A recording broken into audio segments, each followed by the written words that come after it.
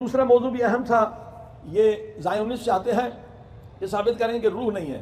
میں نے خود ییل یونیورسٹی، دنیا کی بڑی یونیورسٹی امریکہ کی، اس میں ایک بدبخت زائونسٹ کے 18 لیکچر سنے کہ وہ کیسے عوام کو گمراہ کر رہا تھا۔ افلاطون کی دلیل اس نے جھوٹی، دست و پا شکست یعنی غلط دلیل اس نے بتائی، ارسطو کی دلیل پوری نہیں بتائی، اور اس کے بعد کہا یہ افلاطون ارسطو جو فلسفی گزرے ہیں اور کہتے ہیں کہ روح کو ثابت کرتے ہیں، نہیں وہ غلط ہے۔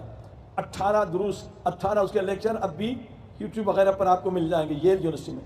تو ان صہیونستوں کا پورا زور یہ ہوتا ہے کہ ثابت کریں کہ روح بھی نہیں ہے، نعوذ باللہ خدا بھی نہیں ہے، تو پھر انسان کو گمراہ کرنا آسان ہے، ان پہ حکومت کرنا۔ ان کا مقصد ہے عیسائی بے دین ہو جائیں، مسلمان بھی بے دین ہو جائیں تو ان پر ہم حکومت کریں۔ اور اکثر آپ دیکھیے امریکہ کا صدر بھی انہی کا غلام ہوتا ہے، یورپ کے بھی جتنے بڑے بڑے افسر یا بڑے بڑے سیاستدان وہ صہیونستوں کے غلام ہوتے ہیں، کبھی وہ اسرائیل کے خلاف ایک لفظ نہیں کہیں گے، وہ ان کے پٹھو ہوتے ہیں۔ تو اس طرح سے پوری دنیا پہ انہوں نے قبضہ کیا ہے۔ تو آئیے روح کے بارے میں بھی آسان، وقت بہت کم ہے کہ ہم آپ کو دلیل سنائیں، ایسی دلیل جس سے کوئی کافر بھی انکار نہیں کر سکتا۔ دیکھیے سچے خواب جو ہے نا ہر انسان دیکھتا ہے، جو انسان بھی سچ بولتا ہے اللہ اسے خواب کے ذریعے سے ہدایت دیتا ہے، آنے والے خطرات سے خبر دیتا ہے۔ مثلا آپ نے بھی دیکھے ہوں گے، ہزاروں نے دیکھے ہوں گے سچے خواب۔ میں یہاں بیٹھا ہوں، میں نے خواب دیکھا کہ کراچی میں ایک میرا دوست ہے، اس کا ایکسیڈنٹ ہو گیا اور اس طرح سے فلاں جگہ پہ ایکسیڈنٹ ہوا ہے اور اس کی ٹانگ میں چوٹ لگی ہے، اور میں نے فون اٹھایا کہ دیکھوں خواب سچا ہے یا جھوٹا، تو بے عین ہی جو میں نے دیکھا تھا وہی واقعہ انہوں نے بتایا کہ بالکل ایکسیڈنٹ ہو گیا ہے اور ان کی ٹانگ پہ بہت چوٹ لگی ہے۔ تو اب بتائیے میں تو یہاں بیٹھا ہوں، یہ کراچی ہزاروں میل دور کی خبر مجھے کیسے ملی؟ یعنی یہ روح کے اندر طاقت ہے۔ قل الروح من امر ربی، اللہ نے کہا روح کے اندر بہت طاقت ہے، بہت عظمت ہے، وہ ایک منٹ میں، لمحے میں کہیں سے کہیں پہنچ جاتا ہے اور پھر واپس بھی آ جاتا ہے، اس سے کوئی انکار نہیں کر سکتا۔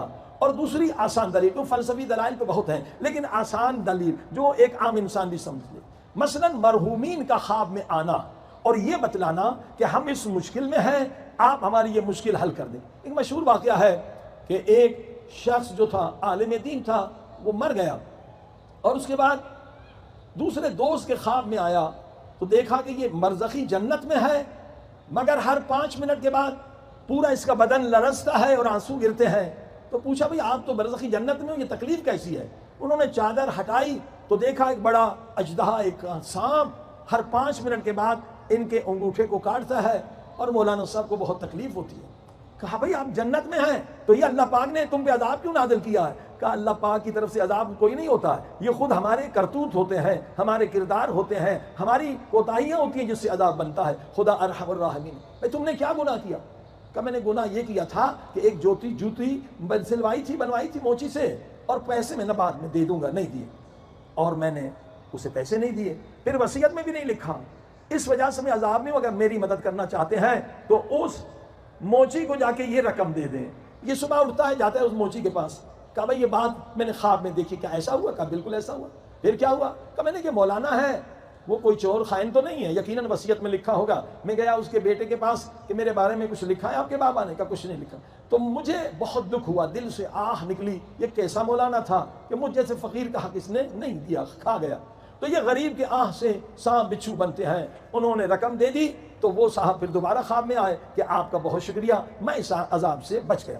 ایسے واقعات بہت ہیں۔ لیکن دوسری جس پر ماڈرن زمانہ ہے تو جو سیریس مریض ہوتے ہیں قوموں میں چلے جاتے ہیں۔ خود ہمارے ایک دوست جو تھے لیوٹن میں، الحمدللہ مولانا بن گئے اس واقعے کے بعد، جو انہوں نے پورا منظر ایک ہلکا سا برزخ دیکھ لیا تھا، شدید بیمار ہو گئے تھے اور قوموں میں تھے پتہ نہیں کتنے دن۔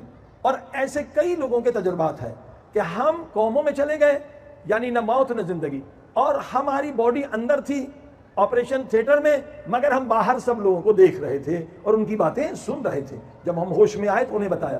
یہ جو قوموں میں لوگ چلے جاتے ہیں اور بعد میں لوگوں کو بتاتے ہیں، یہ کیا ہے؟ یعنی ایک طاقت ہے روح جو بدن سے اوپر ہے، اور اس کے اندر طاقت ہے کہ وہ باہر کی چیزیں، دور دور کی چیزیں سن سکتی ہے۔ صلوات پڑھیں محمد و آل محمد۔ تقریباً 1830 کے بعد انگلینڈ میں ایک علم وجود میں آیا، اسلام کے اندر سب سے پہلے ہے یہ علم کہ مرحومین جو مر چکے ہیں ان سے کیسے رابطہ قائم کریں۔ یہ 1830 میں ہوا اور اس کے بعد ڈیولپ ہوتا چلا گیا۔ اس وقت بہت سارے ادارے اس میں سچے بھی ہیں، جھوٹے بھی ہیں، کہ اگر آپ اپنے والد صاحب سے بات کرنا چاہتے ہیں، دادا سے بات کرنا چاہتے ہیں تو یہ ادارے آپ کو بات کروا سکتے ہیں اپنے مرحومین کے روحوں سے۔ تو ہمارے دوست مولانا پروفیسر حسن صاحب کراچی والے، جو اکثر محفل شاہ خراسان میں مجلس پڑھتے ہیں، انہوں نے کہا میں خود امریکہ میں گیا اور میں نے چاہا کہ ایک اپنے مرحوم رشتہ دار سے بات کروں، اور انہوں نے بات کرا دی۔ صلوات پڑھی محمد و آل محمد۔ بچوں بیٹھے رہو، آتے جاتے رہو، بچوں کو بٹھا دیں، ایک جگہ بیٹھ جاؤ بیٹا، صلوات پڑھی محمد و آل محمد۔ یہ پورا ایک علم ہے جو وجود میں آ گیا ہے کہ آپ اپنے مرحومین سے بات کر سکتے ہیں، اور اس میں اسلام میں تو یہ سب سے پہلے تھا۔ ہمارے علماء مثلا صاحب تفسیر المیزان علامہ محمد حسین طباطبائی کے بھائی محمد حسن طباطبائی یہ علم رکھتے تھے کہ بزرگ علماء کی روحوں کو بلاتے تھے اور ان سے سوالات کرتے تھے۔ مثلا بڑے بڑے جو علماء ہمارے گزرے ہیں ان کو بلا کے کہتے یہ آپ کی بات کتاب میں ہمیں سمجھ میں نہیں آئی، آپ ذرا بتائیے۔ انہوں نے کہا ہر تقریباً علامہ مجلسی دیگر علماء کو ہم نے بلایا اور ان سے درس لیا، مگر دو علماء کو ہم نہ بلا سکے، ایک مقدس اردبیلی اور ایک سید ابن طاؤس۔ جب بھی ہم نے چاہا کہ فرشتوں کے ذریعے سے ان کی روح کو بلائیں تو فرشتوں نے کہا ہم ان دو بزرگوں کو نہیں بلا سکتے، کیونکہ ایک امام علی کے دائیں طرف ہوتے ہیں، دوسرے بائیں طرف ہوتے ہیں۔ یہ دو بڑی ہستیاں ہیں، مقدس اردبیلی، سید ابن طاؤس۔ تو عزیزان گرامی، آپ نے دیکھا کہ روح کو ثابت کرنے کے لیے اور عقلی فلسفی دلائل بہت زیادہ ہیں، لیکن یہ سادہ دلائل ہیں کہ ہر انسان سمجھ سکتا ہے کہ انسان صرف بدن نہیں ہے، بلکہ جو اصل انسان کا وجود ہے وہ روح ہے۔ صلوات پڑھیں محمد۔